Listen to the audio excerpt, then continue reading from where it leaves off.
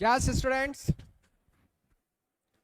आज का हमारा topic principle of inheritance and variation. Very important topic है नीट के लिए।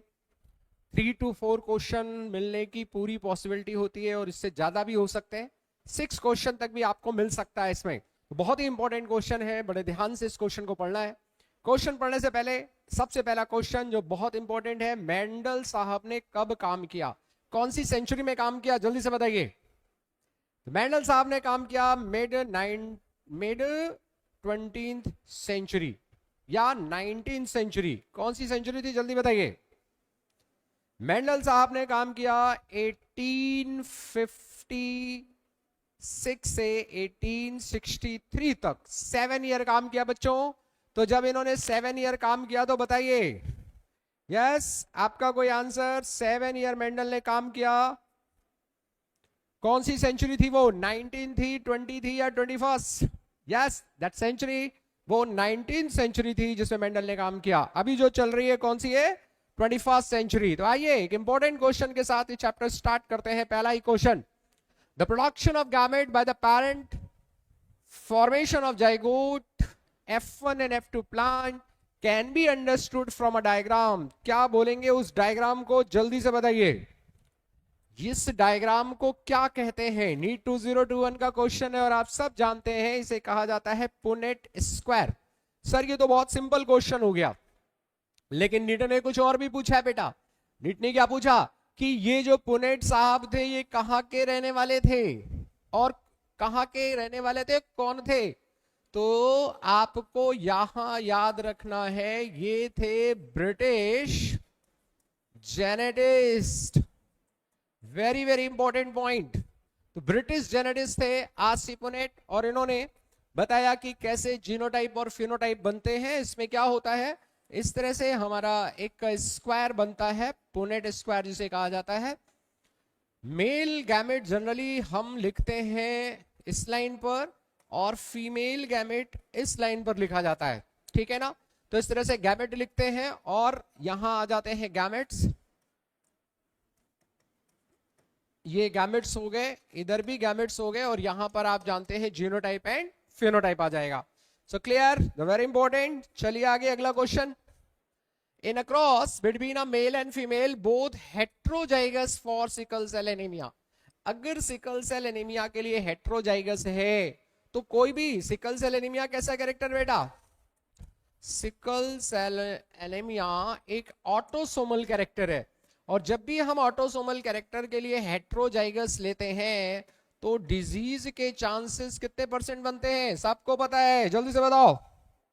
What is the ratio, capital A capital A capital A small A. ये 1/4, ये 2/4 और ये 1/4। So what is your answer? 25%।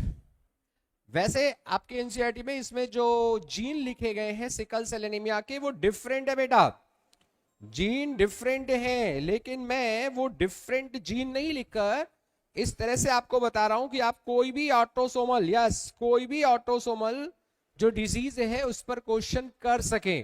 तो जब भी दो हेट्रोजाइगस मिलते हैं, और ये डिजीज कैसी है, ये डिजीज है ऑटोसोमल रेसेसिव डिसऑर्डर, आप बोल सकते हो इसको ऑटोसोमल रेसेसिव डिसऑर्डर। तो नाउ इट इज क्लियर।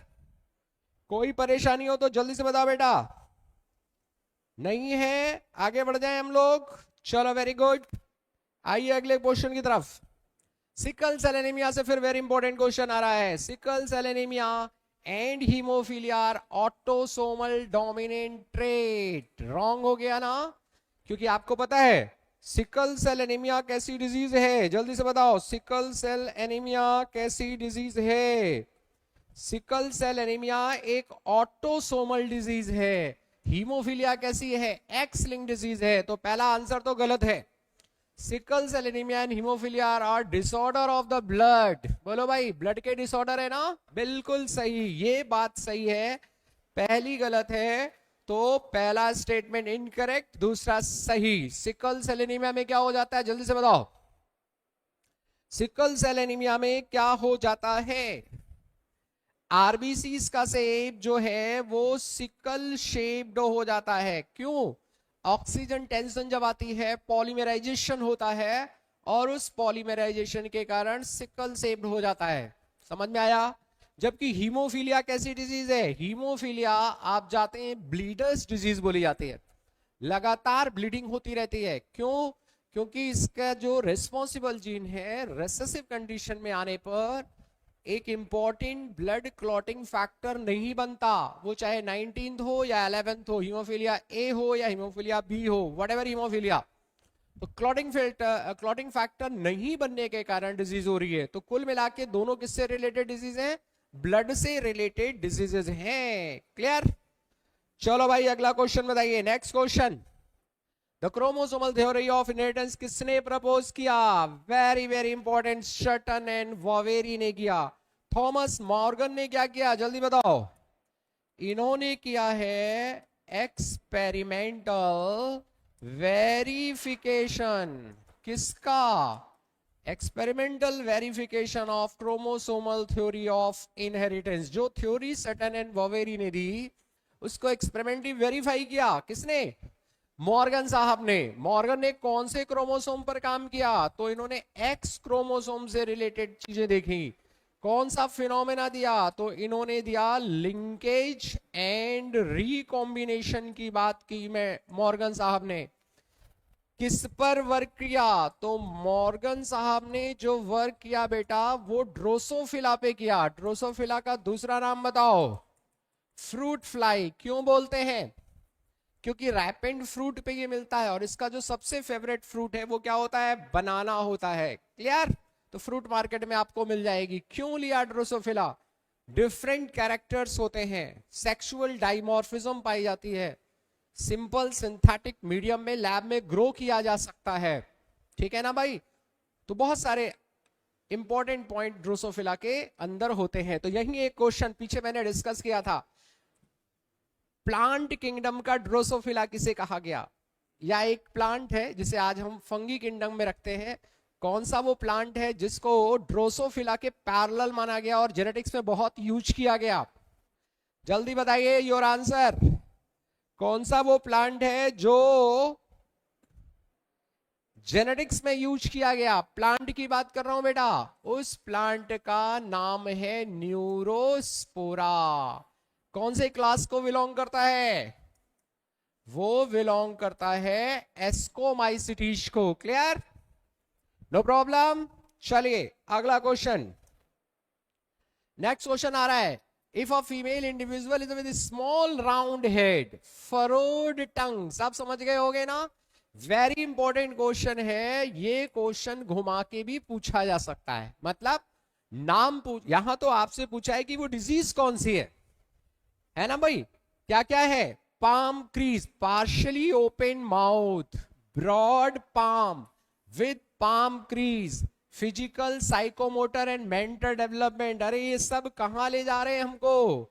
ये सब बोल रहे हैं कि ये क्वेश्चन तो डाउन सिंड्रोम का है। कौन से सिंड्रोम के कैरेक्टर हैं? डाउन सिंड्रोम के। फिर क्या शो करता है ये? 47 क्रोमोसोम विद XXY? नो। ये क्या शो करता है? जल्दी से बताओ। तो ये जो पहला चीज आ रही है ये कैरेक्टर आपको मिलता है क्लाइनफेल्टर सिंड्रोम में। वेरी वेरी इंपॉर्टेंट क्वेश्चन, बहुत इंपॉर्टेंट क्वेश्चन है। मैं इसको वेरी वेरी इंपॉर्टेंट लिख रहा हूं, सीधे इस पे क्वेश्चन आएगा क्लाइनफेल्टर पे। दूसरा 45 chromosome with XO। Very good. कौन सा सिंड्रोम हो गया? ये हो गया बेटा Turner syndrome. Again very important question. तो देखो ये क्वेश्चन अपने आप में बहुत इंपॉर्टेंट है, इससे कुछ भी पूछा जा सकता है।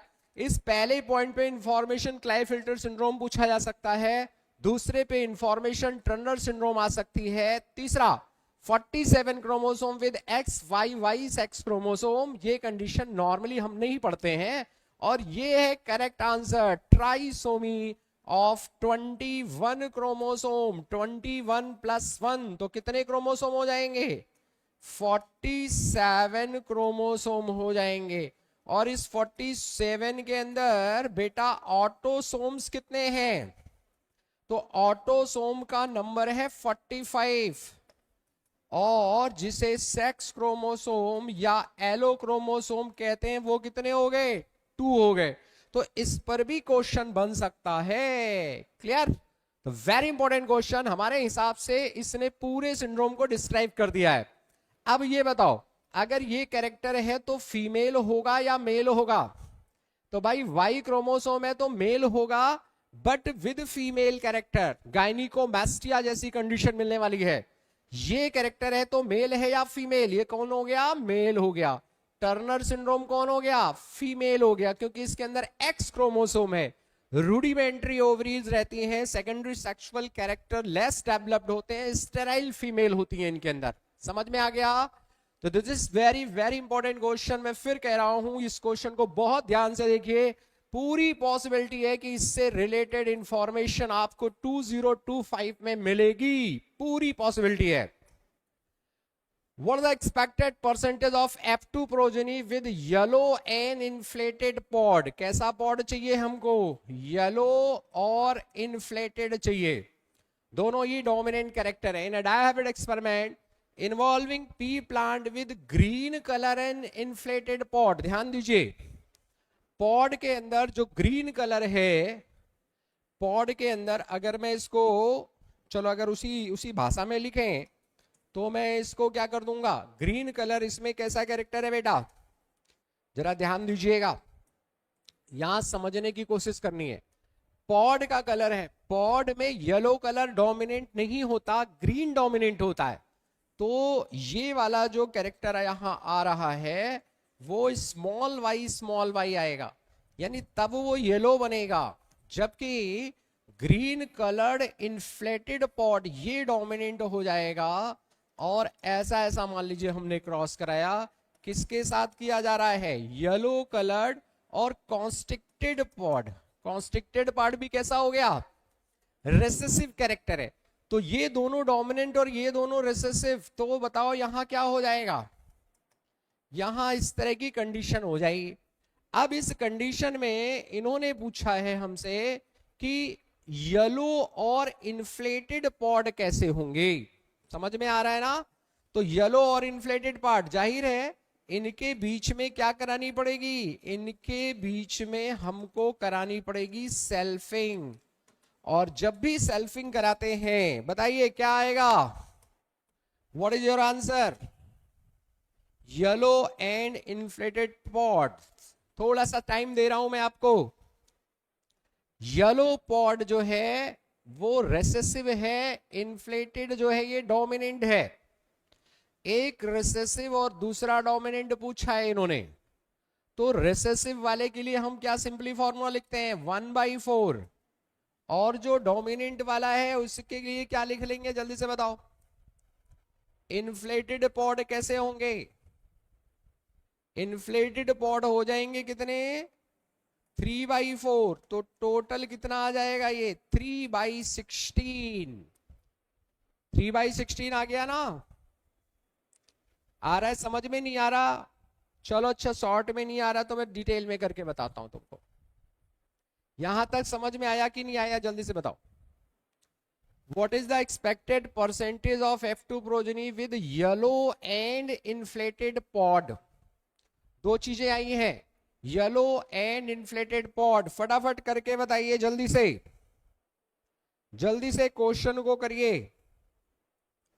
येलो एंड इन्फ्लेटेड, जल्दी से करो, 2 मिनट का टाइम दे रहा हूं मैं आपको, फटाफट करके बताइए।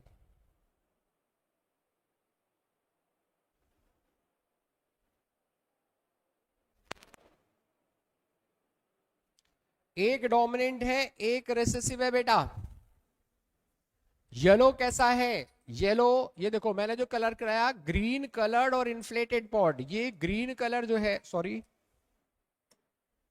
ग्रीन कलर जो है ये आपका हो गया डोमिनेंट, और इन्फ्लेटेड पॉड भी डोमिनेंट हो गया।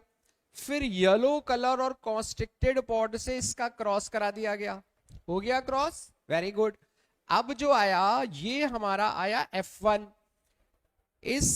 ये कौन सी जनरेशन आई है? F1 generation. अब F1 जनरेशन का क्रॉस कराना है और F2 प्रोजेनी में हमको बताना है कि क्या आएगा, कौन से वो बताने हैं आपको। येलो एंड इन्फ्लेटेड पॉड, तो येलो एंड इन्फ्लेटेड पॉड कितने होंगे ये बताना है आपको। जल्दी से बताइए कितने परसेंट लगभग आएंगे, बोलो बोलो बोलो जल्दी से। एक डोमिनेंट और एक रिसेसिव, वैसे अगर मैं आपको बताऊं तो क्या रेशियो आता है, 9:3:3:1 का रेशियो आता है। तो 9 प्लांट कैसे हो जाएंगे, हाँ 9:3:3:1, 9 कैसे हो जाएंगे भाई। तो 9 तो बेटा डोमिनेंट वाले हो जाएंगे, डोमिनेंट वाले मतलब ये ग्रीन और इन्फ्लेटेड कितने हो जाएंगे 9। और इसी तरह से येलो और कॉन्स्ट्रिक्टेड कितने हो जाएंगे 1 हो जाएंगे। समझ में आ रहा है ना। येलो कलर्ड कॉन्स्ट्रिक्टेड पॉड कितने हो जाएंगे 1, क्योंकि ये रेसेसिव कैरेक्टर है। तो अब बचा कितना, 3 ही बचा ना भाई, तो 3/16 हो जाएगा। तो 3/16 में कौन सा आंसर बन रहा है जल्दी से बताओ। ये कैसे आ जाएंगे जल्दी से बताओ, कोई भी लिख दो। आप इसको ऐसे करके इधर स्मॉल कर दो या इसको ऐसे करके इसको ऐसे स्मॉल कर दो। तो ये चीज पूछी है इसने, येलो एंड इन्फ्लेटेड पॉट, तो कितने हो गए, मैंने पहले भी बताया था आपको, अभी डिटेल में समझा दिया। 3/16, 3/16 तो क्या आ जाएगा, क्लियर, कोई समस्या नहीं है ना। वेरी सिंपल क्वेश्चन, लेकिन एक बात जरूर इस क्वेश्चन में है कि थोड़ा लीक से हटके है, क्योंकि इस तरह का केस नहीं पूछा जाता। अब यहां पर अगर ये कोई दूसरा केस पूछ लेता तो समस्या हो जाती, ठीक है ना। तो याद रखना है मेंडल के वो टोटल जो 7 पेयर ऑफ कैरेक्टर्स थे उनमें कौन सा डोमिनेंट है और कौन सा रिसेसिव है, उस पर भी क्वेश्चन बन चुका है।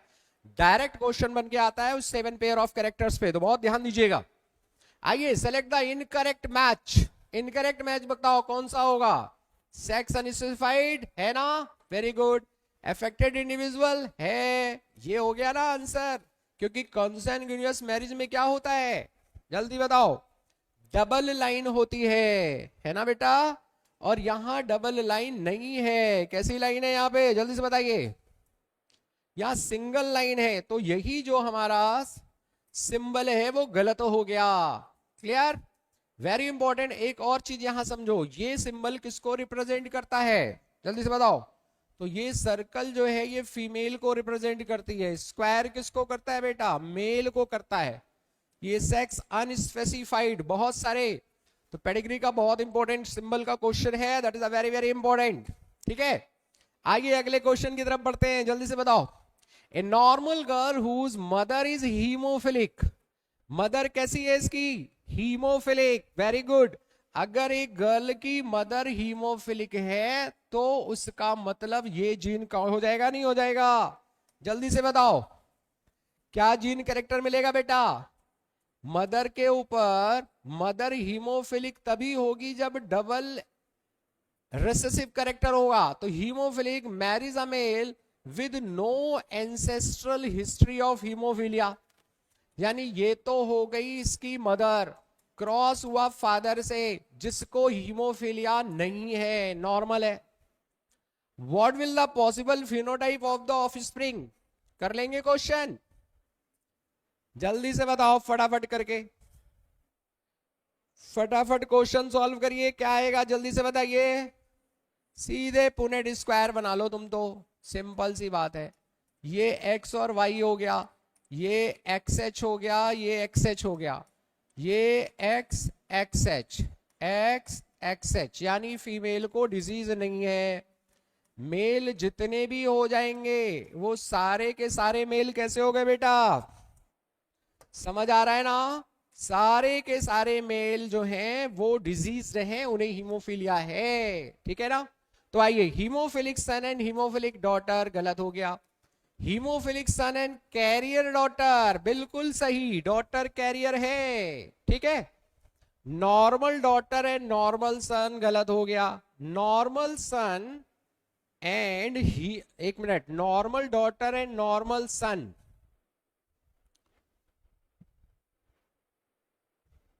हाँ भाई गलत है ना। देखो क्या गड़बड़ी हुई है, ये मैंने सीधे इसका क्रॉस करा दिया, ठीक है ना, थोड़ा सा गलती हुई है। इसकी मदर का क्रॉस नहीं हुआ है बच्चे, ये जो लड़की तो मदर है, ठीक है ना भाई, ये तो मदर है, इसकी लड़की कैसी होगी, ऐसी हो जाएगी। ये फीमेल है, ये उसकी मदर है बेटा। और इसी तो मैं कहूं गड़बड़ क्यों हो रहा है। तो यहां जो क्रॉस होगा और किसका इसका होगा, इसका और इसका होगा। समझ आ रहा है ना।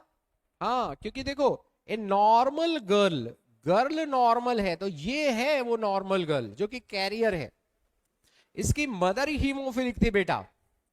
तो अब बताओ क्या प्रोबेबिलिटी बनी, जल्दी से बताओ। एक्स एच एक्स, अब बताइए क्या प्रोबेबिलिटी। चलो मैं इसको हटा देता हूं और यहां पे, अरे भाई तुम जाओ, यहां पे लिख देता हूं एच, और ये वाला हटा दिया। तो अब क्या हुआ, ये जो फीमेल है ये तो नॉर्मल हो गई, ये मेल जो है ये भी नॉर्मल हो गया, लेकिन यहां क्या समस्या आई, जल्दी से बताइए। पॉइंट क्लियर, बोलो क्या आ रहा है। अब क्या केस होने वाला है जरा समझिए। अब क्या केस होने वाला है, एक लड़की नॉर्मल है, एक कैरियर है, एक लड़का नॉर्मल है और एक हीमोफिलिक है।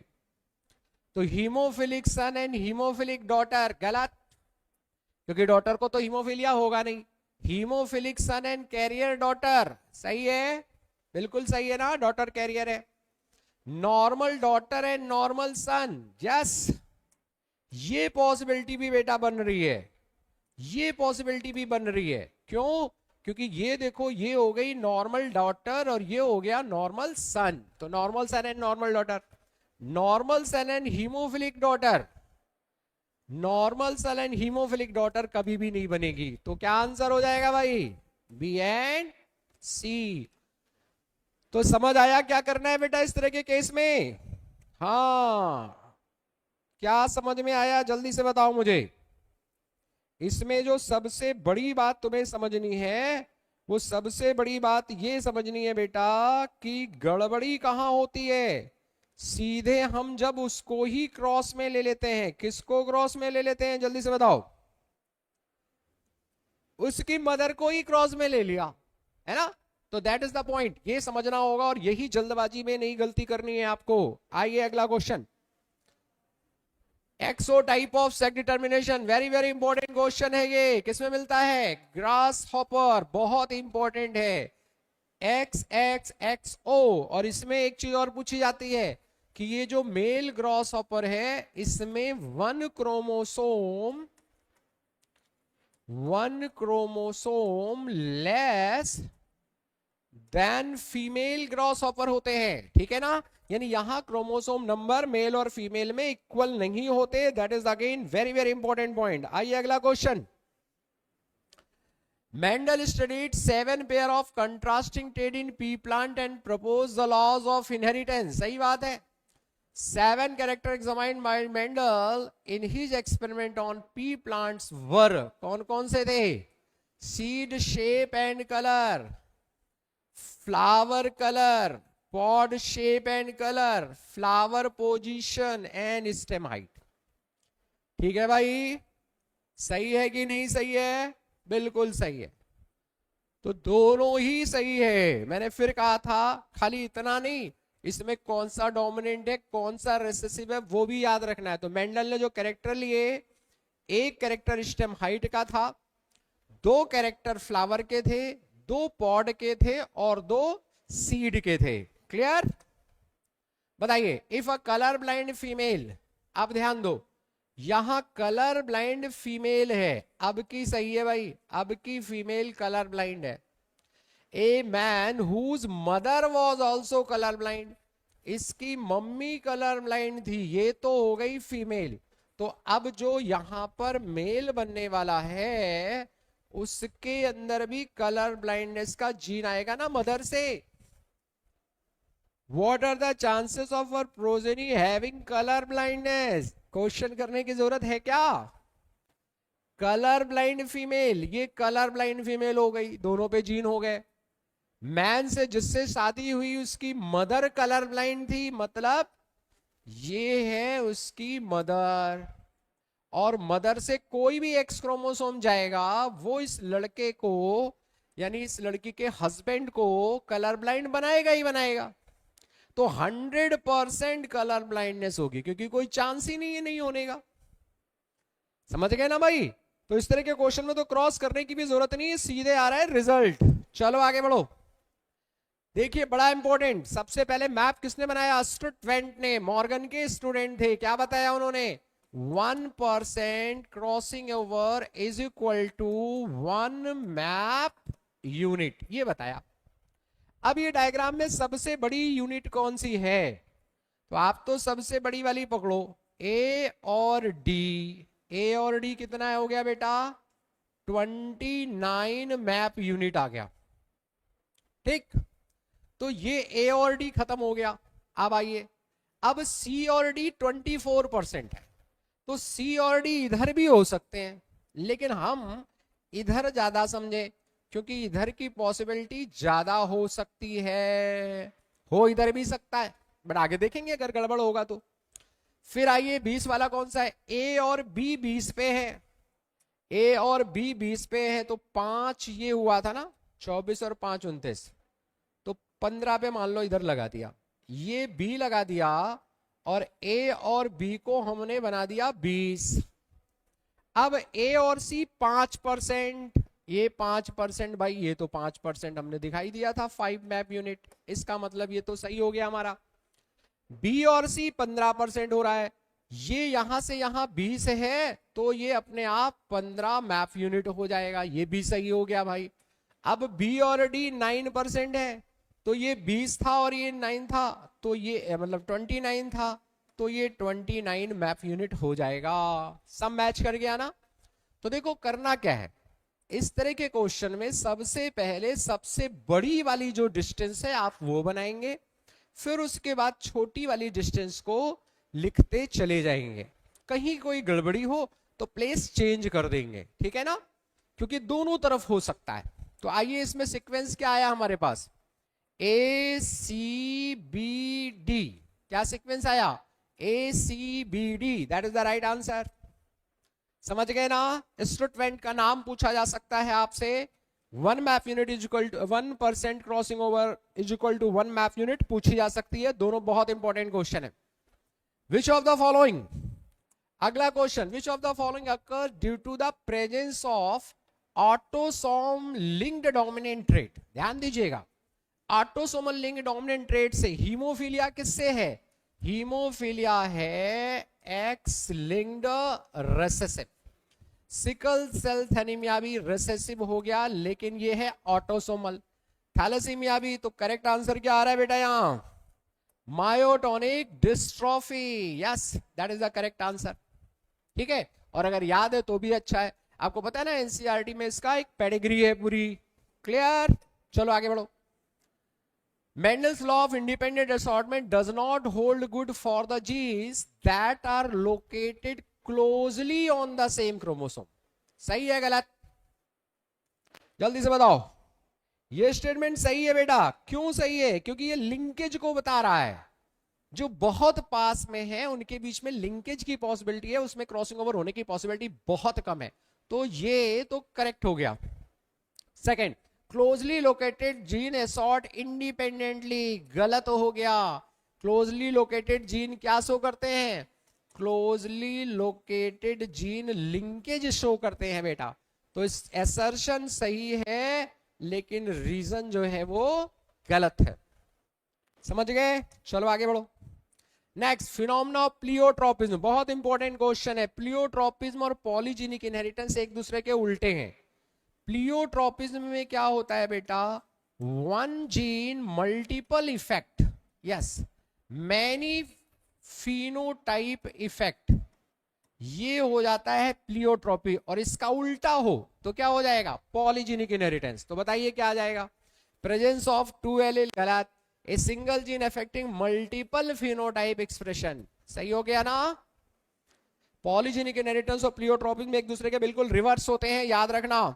चलो अगला question, frequency of recombination between gene pairs on same chromosome as a measure of distance between gene to map position chromosome। ध्यान दीजिए, अभी मैंने बताया था ना, जब मैपिंग का क्वेश्चन बता रहा था, किसने कहा सबसे पहले, स्टुडवेंट ने दिया। कौन थे ये, मॉर्गन्स स्टूडेंट, ये इनके स्टूडेंट थे, मॉर्गन साहब के स्टूडेंट थे। कौन, अल्फ्रेड स्टुडवेंट। याद रखना है, तीन चीजें हैं इसमें, एक तो मैप आ सकता है, दूसरा इनका नाम आ सकता है, और तीसरा 1% crossing over is equal to 1 map unit आ सकता है। आइए, करेक्ट स्टेटमेंट अबाउट क्लाइनफेल्टर, अभी मैंने सब बताया ना आपको, Klinefelter syndrome, Turner syndrome, Down syndrome, सारी चीजें। आइए पहला point, this disorder was first described by Lang and Down, इन्होंने तो डाउन सिंड्रोम बताया। तो एक गलत हो गया बेटा, एक गलत तो होने का मतलब ये दोनों ऑप्शन तो अपने आप गलत हो गए, ठीक है ना, क्योंकि क्लाइनफिल्टर सिंड्रोम से रिलेटेड है। Such an individual has overall masculine development, however the feminine development is also expressed। Yes, क्या कहा था इसको मैंने, गाइनिकोमास्टिया, ठीक है ना। तो गाइनिकोमास्टिया जो होता है, वेरी इंपॉर्टेंट कैरेक्टर, यानी बी तो बेटा सही है। अब बी सही है तो आंसर क्या हो गया तुम्हारा, क्लियर। चलो, the affected individual is short statured, गलत हो गया। फिजिकल साइकोमोटर नॉर्मल, किसका कैरेक्टर है ये, जल्दी से बताओ, ये डाउन सिंड्रोम का कैरेक्टर है, और ये भी सही हो गया। तो ध्यान दो, एक क्वेश्चन आपको इससे मिलने की पूरी पॉसिबिलिटी है, चाहे वो डाउन सिंड्रोम हो, क्लाइनफिल्टर हो, टर्नर, तीनों में से एक क्वेश्चन मिलेगा, और इसको करने के बाद आप एक क्वेश्चन तो 100% कर लेंगे। आइए देखिए, वही क्वेश्चन आ गया ना, ब्रॉड पॉम विद सिंगल पॉम कीज, कौन से, डाउन सिंड्रोम, अभी डिस्कस किया था पीछे, याद रखना, एक क्वेश्चन इससे 100% मिलने वाला है।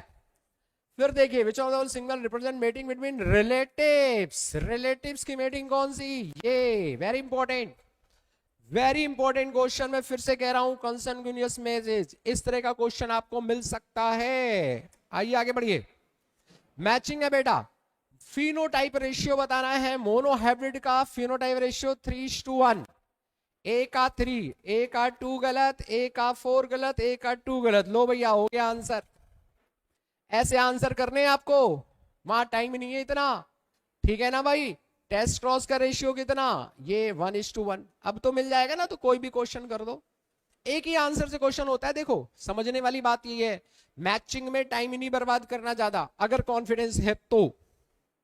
आगे बढ़िए, A heterozygous pea plant with violet flower was crossed with homozygous pea plant with white flower। मतलब एक ऐसा वाला ऐसे वाले से क्रॉस किया गया, violet dominate over white, which one of the following represent expected combination in 40 progenies form. पूछ रहे 40 बने, कौन कौन से कॉम्बिनेशन आएंगे, तो ये कौन सा क्रॉस है बेटा, सब लोग जानते हैं इस क्रॉस को कहा जाता है टेस्ट क्रॉस। और अभी टेस्ट क्रॉस का एग्जांपल क्या बताया था पीछे, 1:1, 1:1 आएगा ना, capital W small w small w small w, इन दोनों का जो रेशियो है ये 1:1 आने वाला है, 50-50। क्या आंसर हो जाएगा, 20 produce violet and 20 produce white flower. याद रखो, test cross very important question है, very important question, test cross आने की पूरी पॉसिबिलिटी।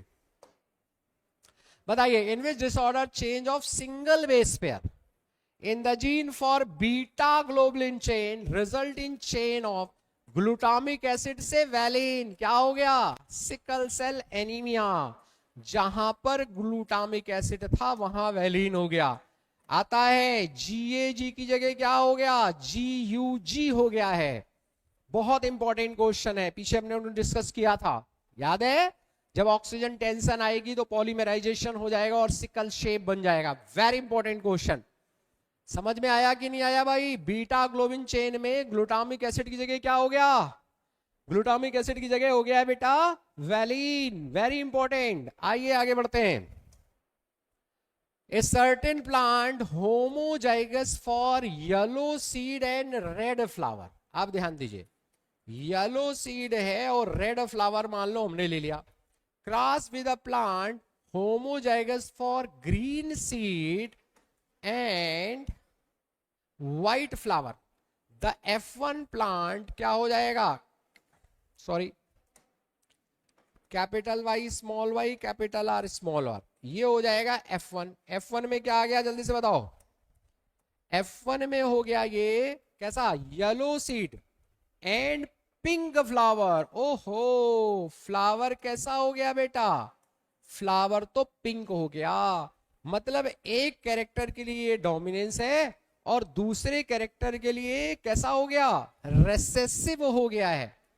पिंक फ्लावर हुआ तो रेसेसिव हो गया ना। चलो भाई, the F1 plant was self to get F2 progeny. अब इनकी सेल्फिंग करा दी गई है भाई, इनकी सेल्फिंग इस तरह से करा दी गई, क्या मिल जाएगा, F2 मिल जाएगा। Assuming independent assortment of the two character, how many phenotype categories are expected for these character in F2 generation. Question समझ में आया कि नहीं आया? हाँ, थोड़ा टिपिकल क्वेश्चन है बेटा, ये क्वेश्चन थोड़ा सा कठिन हो गया है। अब ये कह रहे हैं कि भाई कितने फिनोटाइप बनेंगे, तो ध्यान दो, दो मोनो हाइब्रिड का मल्टीपल है क्या, डायहाइब्रिड।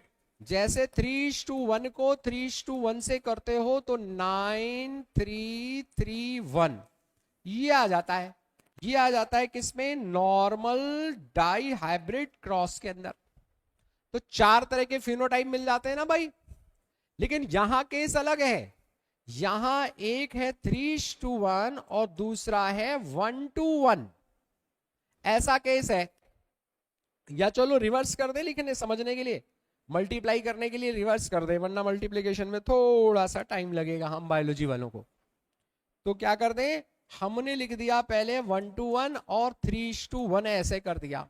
अब रेशियो क्या आएगा बेटा, 1:1 तो ये आ जाएगा 3 1 जा 3 3 2 जा 6 और 1 ये बन जाएगा।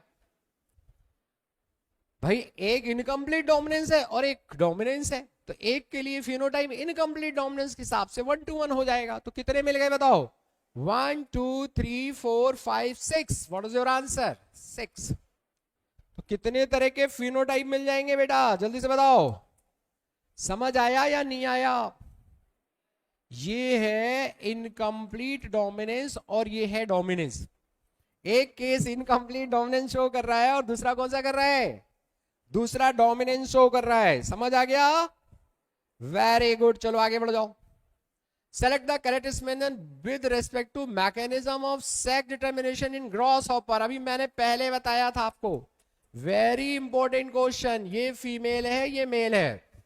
It is an example of female heterogametic. गलत, पहला ही गलत है और ए गलत है, तो ये दोनों गलत हो गए। अरे भैया ये भी गलत हो गया, गलती तो नहीं पूछा इन्होंने, क्या पूछा है, हाँ करेक्ट स्टेटमेंट पूछा है। चलो फिर, अब तो आंसर ही आ गया तुम्हारा है भाई।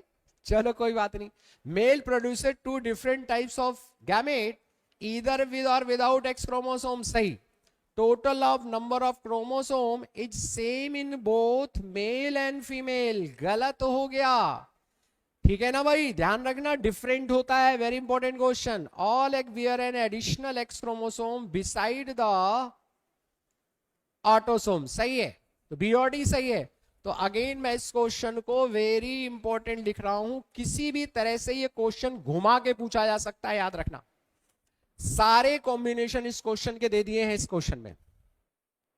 अगला क्वेश्चन आइए। In a plant black seed colour is dominant over white. ठीक भाई, ब्लैक वाला जो है ये बेटा व्हाइट वाले पे डोमिनेंट है। चलो कोई बात नहीं। In order to find out the genotype of black seed plant, भाई कौन सा क्रॉस कराना पड़ेगा? अरे सर टेस्ट क्रॉस कराना पड़ेगा। और कौन सा क्रॉस कराना पड़ेगा? क्या जीनोटाइप है? ये ब्लैक वाला कैसा है, कैपिटल बी है या कैपिटल बी स्मॉल बी कैसा है? क्या कराएंगे? Test cross. और टेस्ट क्रॉस कराने के लिए किससे क्रॉस कराना पड़ता है? Genotype. Will you cross it? Recessive से कराना पड़ता है। Test cross very important question, मैंने फिर आपको बता रहा हूं, टेस्ट क्रॉस जो है ये वेरी वेरी इंपॉर्टेंट क्वेश्चन बन के आएगा, बहुत ही इंपॉर्टेंट क्वेश्चन है टेस्ट क्रॉस। चलो आगे बढ़ो। आगे, a pink flower central plant were cross with a red flower. Pink वाला रेड से क्रॉस करता है, कैपिटल आर स्मॉल आर इससे क्रॉस किया जा रहा है। What type of phenotype are expected in progeny? Very simple, क्या हुआ, इससे जो बनेगा वो कैपिटल आर आर हो जाएगा और इससे हो जाएगा, तो क्या बनेगा बेटा? या तो रेड बनेगा और या पिंक बनेगा, दूसरा कोई ऑप्शन ही नहीं है अपने पास। और कैसे बनेंगे? 50-50%। तो कैसे कैसे हो गए? ये हो गया red flower as well as pink flower. समझ में आ गया? एक पिंक फ्लावर वाले का क्रॉस रेड फ्लावर वाले से किया गया है। क्लियर? इनकम्प्लीट डोमिनेंस, बहुत इंपॉर्टेंट क्वेश्चन यहां भी बनता है। बताइए, can be explain on the basis of Mendel law of dominance के बेस पर क्या एक्सप्लेन किया जा सकता है? बताओ जल्दी से। Out of one pair of factor one is dominant and other is recessive. बिल्कुल सही, ए किया जा सकता है, यानी ये गलत हो गया, बाकी सब में ए है बेटा। आइए, allele do not show any expression. ओहो, ऐसा कैसे हो गया? बोथ द कैरेक्टर पर ऐसे, अरे भाई एलिल अपना एक्सप्रेशन देते हैं, तो बी तो हो गया गलत। अब बी गलत हो गया बेटा, तो ये दोनों गलत हो गया और ये तुम्हारा आंसर। देखो इतना बड़ा क्वेश्चन लग रहा था दिखने में कि अरे सर कैसे करेंगे, और बस एक क्वेश्चन से ही हो गया। Allele do not show any expression. Expression कैसे नहीं देगा? एलिल को तो एक्सप्रेशन देना ही है, ठीक है ना भाई? हाँ, रिसेसिव वाला नहीं देगा, वो देगा। चलो आगे देखते हैं।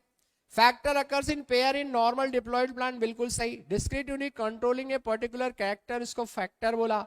अब क्या देखना, अब तो आंसर हो गया ना तुम्हारा। Expression of only one parental, सब सही है।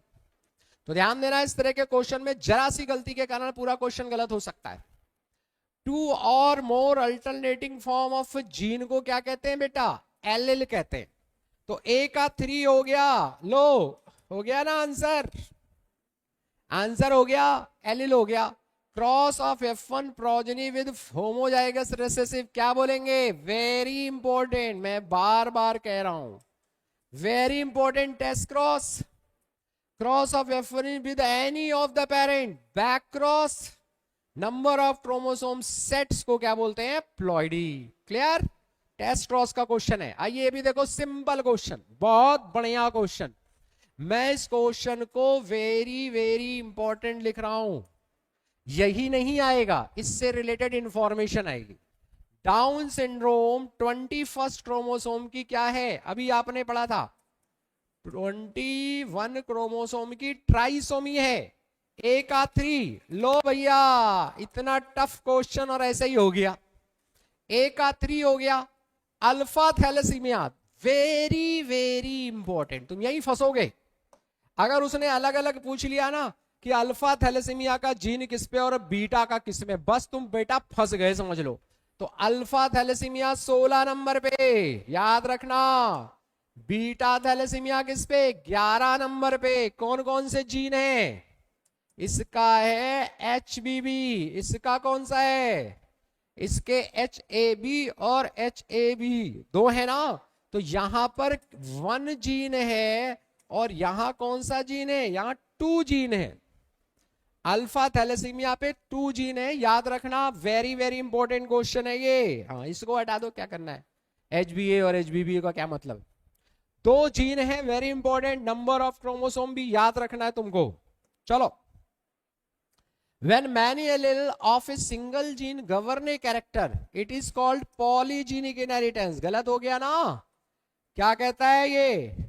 प्लियोट्रोपिज्म कहलाती है। when many alleles of a single gene govern a character, एक ही जीन के बहुत सारे एलिल हैं, तो पॉलीजीन नहीं, मतलब नंबर ऑफ जीन होता है। In polygenic inheritance the effect of each allele is additive, very important question. तो पहला तो फॉल्स हो गया, लेकिन दूसरा कैसा बेटा? सही है। एनवायरमेंट पर भी इंपैक्ट होता है इसका, याद रखना। फिर देखो मैचिंग आ गई। इनकम्प्लीट डोमिनेंस बताओ क्या है, अभी पढ़ा था, फ्लावर कलर इन एंटीराइनम, ए का सेकंड, ए का थर्ड, ए का फोर्थ, दो हो गए। अब बी से पकड़ में आएगा। कोडोमिनेंस का एग्जांपल बताओ।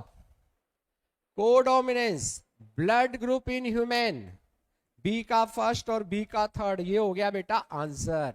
सी अभी पढ़ा तुमने, प्लियोट्रोपी, फिनाइल कीटोन्यूरिया, कौन सा एंजाइम होता है, फिनाइल एलानिन हाइड्रोक्सिलेज, ठीक है ना। इस एंजाइम की डेफिशिएंसी हो जाती है, क्लियर। चलो, polygenic inheritance, skin colour of human, कितने जीन होते हैं नॉर्मली, बोलो बोलो बोलो, yes. Question, there are two statements, failure of segregation of a chromatid during cell cycle, मतलब इस तरह से जो क्रोमैटिड सेग्रीगेट होता है उसका फेलियर हो गया, रिजल्टिंग इन द गेन और loss of whole set of chromosome in an organism named at aneuploidy. गलत बेटा, क्योंकि जब होल सेट की बात करेंगे, कंप्लीट सेट की बात करेंगे तो ये पॉलीप्लॉइडी हो जाएगा, एन्यूप्लॉइडी नहीं होगा। क्योंकि एन्यूप्लॉइडी क्या होता है, एन्यूप्लॉइडी मतलब 2n-1 हो सकता है, 2n+2 हो सकता है, ये एन्यूप्लॉइडी होगा, तो ये तो गलत हो गया। Next, failure of cytokinesis after anaphase stage of cell division result in the gain or loss of a chromosome. Yes, a chromosome is called polyploidy. ये भी wrong हो गया, क्योंकि 1 क्रोमोसोम की जब बात करेंगे तो पॉलीप्लॉइडी नहीं होगी। यस, 1 क्रोमोसोम का लॉस क्या हो सकता है, यस, ये इसको हम लोग एन्यूप्लॉइडी बोल सकते हैं। तो क्या आंसर हो जाएगा भाई, बोथ स्टेटमेंट्स आर फॉल्स। बहुत ध्यान से समझना है, ओके। चलो आगे बढ़ते हैं। When a tall pea plant with round seed was self, it produces the progeny. Tall pea plant है, राउंड सीड के साथ सेल्फिंग करा रहा है। अब इसमें कुछ नहीं बताया गया हमको भाई। अच्छा अच्छा ठीक है, tall plants with round seed मिल रहा है हमको सेल्फिंग। एक मिनट रुको बेटा, सीड कौन कौन से हैं, एक टॉल प्लांट है और उसके साथ सीड जो है वो है राउंड सीड। आपको बताना है कि जीनोटाइप क्या होगा, तो यहां देखिए, एक तो ऐसा ही होगा, एक तो ऐसा ही होगा ना। अब आइए, tall plant with round seed produce करता है, तो ये तो कर रहा है भाई, कोई बात नहीं है। दूसरा, toll plants with wrinkled seed भी कर रहा है, तो व्रिंकल्ड सीड कर रहा है तो ये स्मॉल आर हो जाएगा, नहीं हो जाएगा। दोनों में प्लांट तो टॉल ही आ रहा है, लेकिन सीड का शेप बदल रहा है। सीड का शेप क्या बदल रहा है, हाँ मैं अलग करके लिख दूं, एक में तो राउंड आ रहा है और दूसरे में कैसा आया, व्रिंकल्ड आ गया।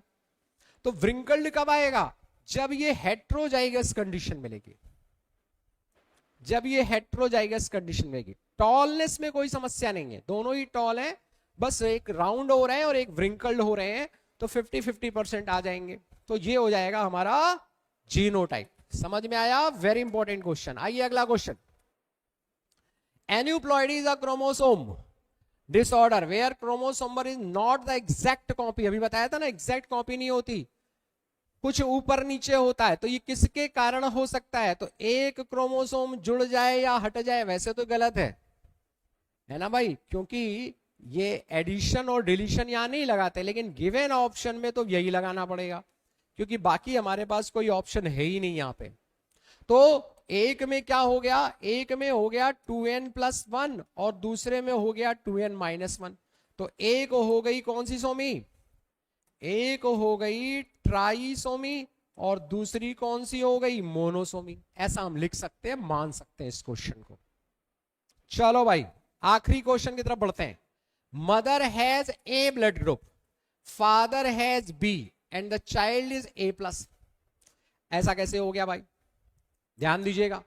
मदर का ब्लड ग्रुप है ए, तो एक तो ए है ही, चाइल्ड, लेकिन फादर का, ये हो गई इसकी मदर, ये है इसका father, father B blood group का है। और जो चाइल्ड है, चाइल्ड ए ब्लड ग्रुप का हो गया भाई। तो अगर चाइल्ड ए ब्लड ग्रुप का है तो पक्का मदर के अंदर ऐसा तो रहा होगा, क्योंकि तभी तो चाइल्ड बनेगा। ये चाइल्ड ए ग्रुप वाला कैसा हो सकता है, ऐसा हो सकता है और कैसा हो सकता है, ठीक है ना। तो अब क्या कह रहे हैं, तीनों का जीनोटाइप क्या होगा। अब समझिए, यहां पर कोई भी पॉसिबिलिटी हो सकती है, या क्योंकि हमें ए ब्लड ग्रुप चाहिए ना, इसलिए ए ग्रुप में हम यहां कुछ नहीं करा सकते। तो IA IO एक पॉसिबिलिटी तो हमारी ये बन रही है बेटा, ये IA हो सकता है, ये भी हो सकता है, ये नहीं हो सकता, क्योंकि प्रोजेनी हमारी कैसी है, बी ब्लड ग्रुप की। तो ए हो गया गलत, ये गलत हो गया, ये गलत हो गया। अब दो बचे ना हमारे पास, दो कौन कौन से बचे, जल्दी से बोलिए, जो फटाफट कौन से बोले आप, बी और ई, सी और डी। चलो इसमें बोलो, एक ऐसा और एक ऐसा, बिल्कुल सही है, बी बिल्कुल सही है। सी में फादर बी ब्लड ग्रुप का कहां से हो जाएगा, फादर के अंदर तो सॉरी पहला मदर है ना, मदर तो ए ब्लड ग्रुप की है, तो सी भी गलत हो गया। तो सी भी गलत हो गया, तो आंसर क्या हो गया, ये हो गया, आंसर ये हो गया। यानी ये जो फादर है ये वेरी कर सकता है बेटा, ये होमोजाइगस भी हो सकता है और कैसा हो सकता है, हेट्रोजाइगस भी हो सकता है, ये दोनों हो सकता है, बाकी कोई दोनों ऐसा नहीं हो सकता। ठीक, तो okay, thanks to all of you. बहुत अच्छे इंपॉर्टेंट क्वेश्चन हम लोगों ने डिस्कस किए हैं, पूरी आने की पॉसिबिलिटी है इन क्वेश्चंस की, बहुत अच्छे से पढ़िएगा। और अब तैयार रहो फाइनल के लिए। यस, रिजल्ट वाले दिन ठीक 5:30 बजे हम सब आपके साथ आएंगे और पेपर डिस्कस करेंगे, पेपर को सॉल्व करेंगे। Okay, all the best.